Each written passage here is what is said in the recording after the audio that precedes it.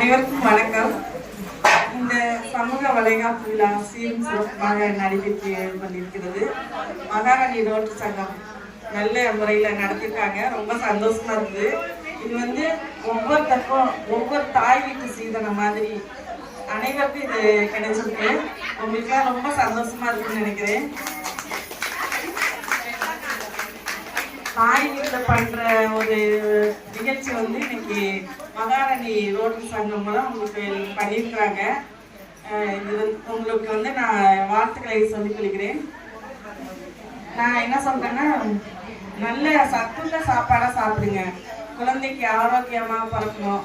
இந்த காலகட்டத்தில் எதுவுமே நம்ம சாப்பிட்ற சாப்பாடுலாம் உங்களுக்கு தெரியும், நல்ல இதாக இல்லை, சரியா இல்லை, சத்துள்ளதா இல்லை அப்படின்னு. ஆரம்ப காலத்தில் இருந்த கம்பு, கேழ்வரகு, அது மாதிரி திணை இதெல்லாம் நிறைய சேர்த்துக்கங்க. இந்த குழந்தைகள்லாம் நல்லா ஆரோக்கியமாக பிறக்கும்.